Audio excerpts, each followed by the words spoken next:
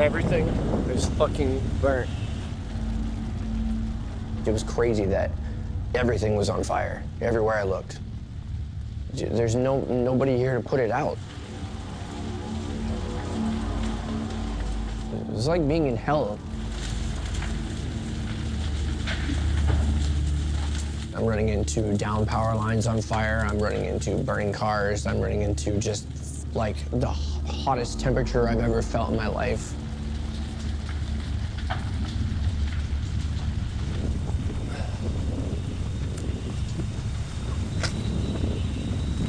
God. There is not going to be anything left on this side of town.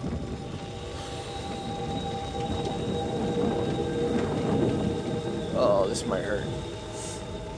The wind had shifted. Fuck! And I didn't know where to go. I couldn't really breathe outside.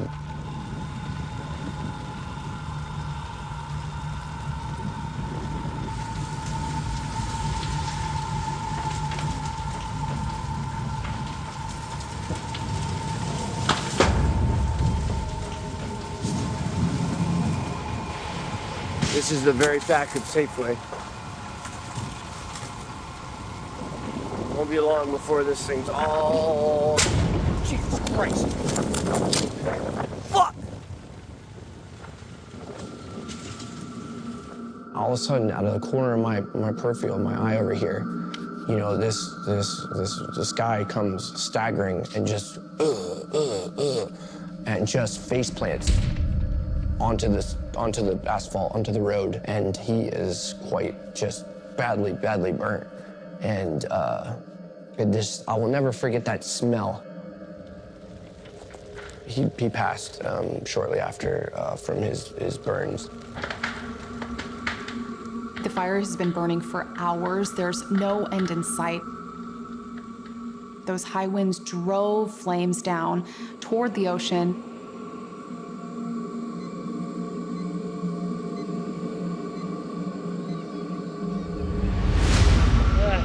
Asher! I own a doggy daycare. I know. Asher! I was looking for the dogs, and I would yell Asher over and over and over again. I love that dog. Fire was moving, and it was moving so fast, there was no time to be scared. It was get the dogs, get my wife, get out of here.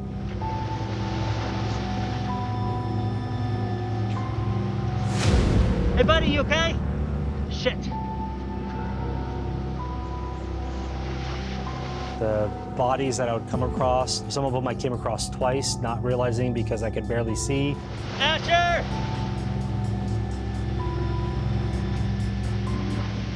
Asher! Hey, where are you? Are you okay? Gotta get up.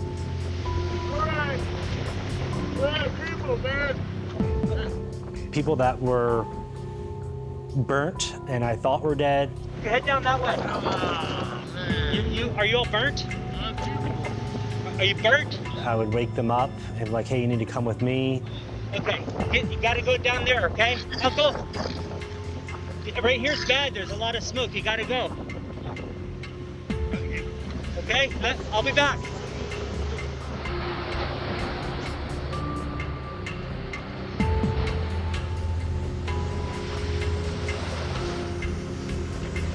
Asher!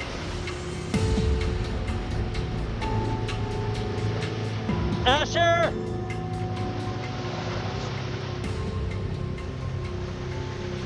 Asher! Raina! Hey, come on, buddy. Hey, we gotta go. After I found one of my dogs, Asher! the smoke started to come in, the heat started to come in, and I realized now I could die.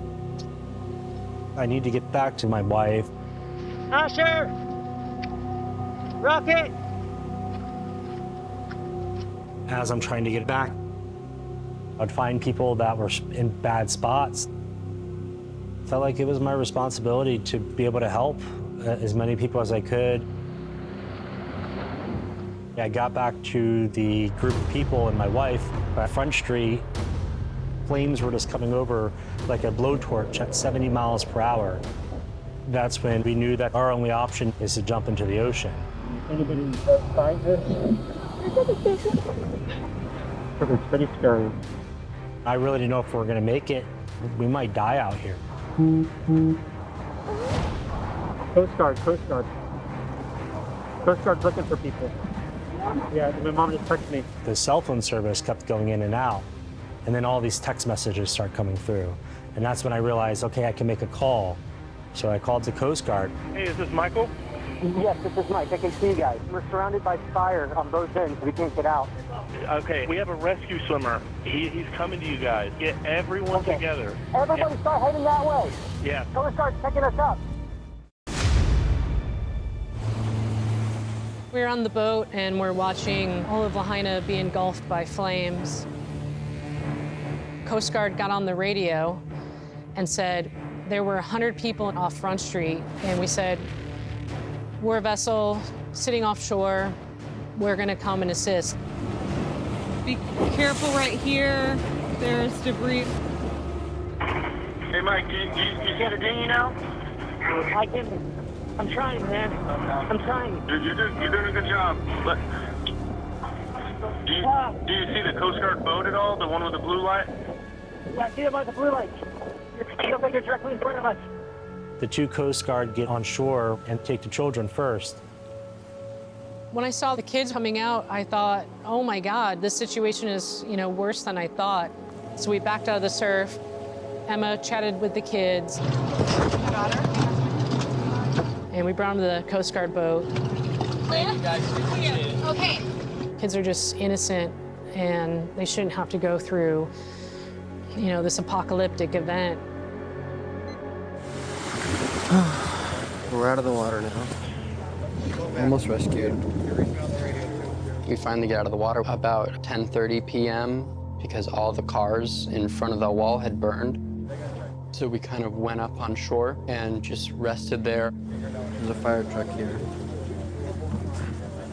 We had to be really careful because there were, melted cars, broken glass, sharp metal. Still, things were hot and smoking from the cars burning. Our car. Oh, there you go. As it hadn't burned already. No, I need you at this group up front. We're not taking everybody. Come on, get a head count. When we saw firefighters at the end of the street, they walked up to us and were like, hey, we're gonna get a head count and we're gonna get all of you guys out of there. I think it turned out to be 24 people, all of us on that little waterfront road there, right on Front Street. Pay attention. There were downed power lines and things that were on fire.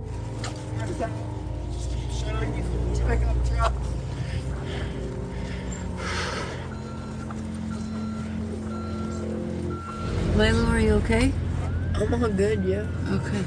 So we all hopped in the back of the cop car. We evacuated from our house, and before we could leave our neighborhood, it was just on fire everywhere. Gosh, I cannot even freaking believe this. The Holy shit.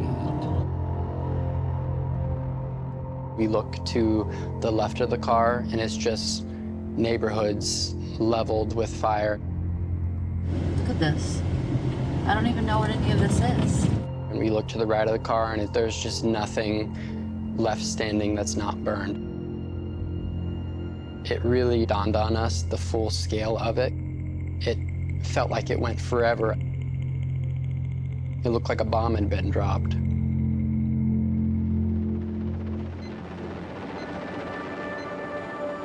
Look at this. I can't believe it, Pete. This is like a war zone. Gone. Yeah, I don't even know what to say about it.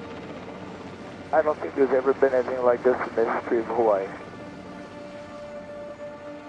The destruction in Lāhainā is difficult to fathom. An entire community virtually eliminated in a matter of hours, our Varaka Miracle reports. The view from above is apocalyptic. You can see a row of cars clearly trying to make it out. To see the before and after was just incredibly heartbreaking.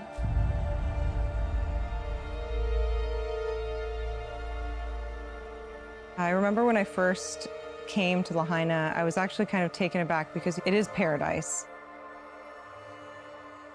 Is there some, I don't know, it's like an unspoken feeling kind of that you have when you're there. It just feels like special in a way. Yeah, I felt it the first time I visited. What really made Lāhainā special was Front Street. It had all the little shops, all the restaurants. I'd moved there with the intention to stay there, you know, indefinitely, but obviously the universe had other plans. I was a kid skateboarding through Lāhainā, and that will never be the way it was. This is Front Street. It's the old ship house. Can't really recognize much of what's left here. Outlets, what's left of them. It's like nothing but just rust and not much left, really. I went back to my house a couple times since then. It's just rubble. Everything around it, all my neighbors' houses, everything that I knew is just rubble.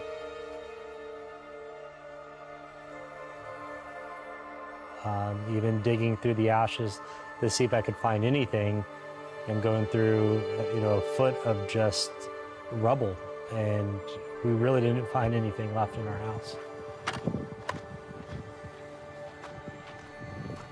Of all of the wildfires that I've covered, the Maui wildfire is the most devastating thing that I have experienced and seen. I've never seen widespread destruction in such a concentrated area like I've saw in Lāhainā.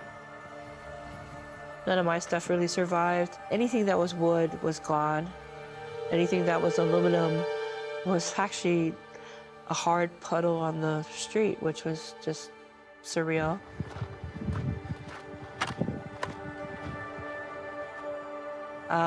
Cast iron and galvanized and stainless steel, some of that survived. A lot of the hollow tile and cement are like that. It's like they got twice baked, and now they lost their integrity and they're just brittle. You can push it, your finger through it. You tell yourself it's all material, but every now and then something comes up. I used to steal my kids' school IDs. Every year when they went on to the next advance the next year, I would steal their old school IDs and keep a couple in my wallet. Hardly anybody keeps pictures in their wallet. Anyways, I had them on my shelf, and I think we were eating lunch or something, and somebody mentioned something about IDs and school, and it just hit me that I lost their IDs from when they were little. It was so bad, I actually had to call my kids up. Some of them live in the Continental, and I said, I just wanted to say hi.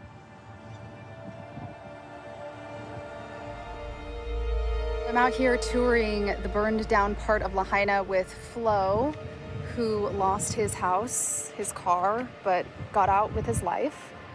And did you used to come down here? Oh yeah. This is across the street is our surf break. This is my neighbor's, a really good neighbor's house. Oh my God. I think being in a community that you have been to and loved and spent time with your friends and family, and to see the pain and the suffering of those who survived, it's just unfathomable. Here's another safe. This one was here. And one should be around here. One man I just spoke with escaped the flames. He lost his house, he lost his car, but he barely got out with his life. I tried to warn as many people as I could. And now I got the news that there's like so many friends that